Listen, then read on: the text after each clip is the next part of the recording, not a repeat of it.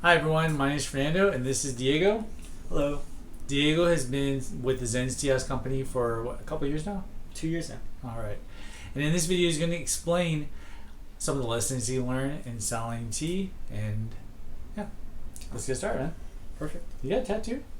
I do, yeah. Is that new? I had it for a while.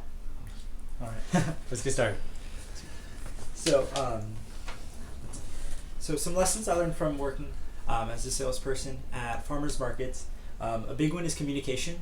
No doubt you need to talk to people all day, so conversing with them is a big thing. Knowing exactly what to say and when to say it is a huge part, and that kind of leads into diversity. There's a lot of different people that come to the farmers market, different walks of lives, and so knowing what to say to each person, different dialogues, different ways to express how you're feeling or how they're feeling, and interpreting that is really important, because one group of people are not going to respond the exact same way as another group of people. So being able to adapt, which is a huge thing that I've also learned from working at farmers markets,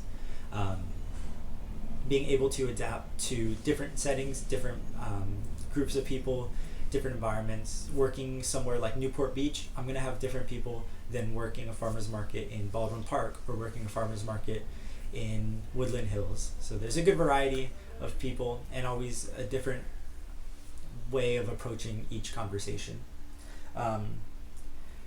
Another large part is presentation, showing up with the proper attire, not wearing unpleasant clothing, not wearing dirty clothes, or being undone. A big part too is if you don't look the part, people aren't going to take their time with you.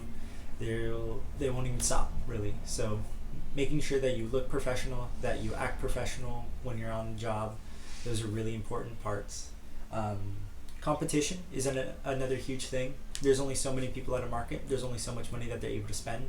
So there's different people, different vendors that are also looking to, for lack of a better way of saying it, looking to take money from other people. And you have to also throw yourself into that lion's den and force yourself to kind of talk to people and get them interested in what you have to sell so that they're able to invest in your product. Something like teas, it's really important for people's health, and something that a lot of people tend to overlook. And so presenting yourself as an herbalist, presenting yourself as someone who's able to provide health benefits to other customers is really a game changer. I say a huge part is work ethic. It's not wise to stay up until 2 a.m., then go to sleep for your market at 7 in the morning. Most of the time, you're not going to make it on time. And if you do, you're going to have a terrible day. I speak from experience because it's happened to me before where, I haven't performed as good as I could have because of just being sloppy. And so I say with experience, it's really important to prioritize not only sleep, but health as well. If you're feeling ill, it's good to take the day off. No one's going to hate you for it. And if you still go to the market, you'll see the difference, really. You're not presenting yourself as good as you should be. Showing up on time is a huge part about that work ethic.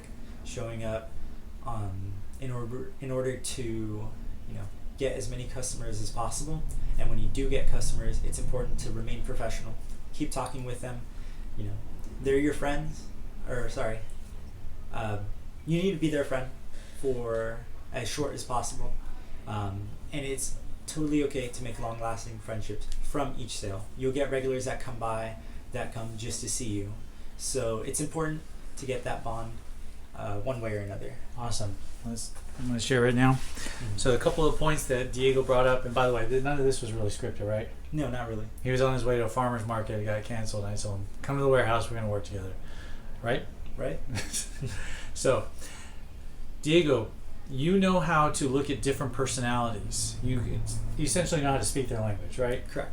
You work at hospitals. Yeah, I do. Yeah. The way you sell to a medical physician, a doctor, is a different way than you sell to a little old lady or a college student. Correct. Or a Chinaman trying to buy tea from you. Definitely. Selling tea to an Asian Chinaman is really difficult. But you know how to do it. You've done it. Yeah. That's great. One of the things you're going to learn. Looking the part, branding. How many farmers market vendors do you know that just they don't look like they're supposed to be at a farmers market? Yeah, quite a few. Yeah. If you work with Zens, you will learn how to present yourself in a professional manner so that people take you seriously. That's part of the branding. And I really like what you said about market and competition and taking that's an attitude that a lot of people don't like to have. But Right. what's something that you would say to the person who says, I want to help people, I don't really want to sell, or I don't like capitalism, I want money. There's people like that. What would you tell them? For people who don't, you said, who aren't looking for the money, more for the help. Yeah. Well, really, and I see myself as someone who is interested in helping others as well, to some extent. And so the way I look at it is I want to call them over and I want to get them to buy my product because I know it's going to help them. Whether they want to accept that, whether they're buying a tea for the taste or they're buying it for the benefit, I know one way or another if they're walking away with that bag, they're going to be helped by it. So Sure. I really just say it's important to just focus on the health, but also focus on helping as many people as possible. Does that kind of make sense? Yeah, absolutely. What you're doing is you're managing how you feel, you're managing other people's personalities, and you are orchestrating a sale which ultimately works well for everyone, from the market manager who's making more rent, the customer who is happy, to the tea growers and tea pickers. The whole tea community benefits if more people are drinking tea. So hope you found this video helpful. If you want help getting started at farmers markets, we have a few videos on YouTube, and I want to say thank you, Diego. Thank you.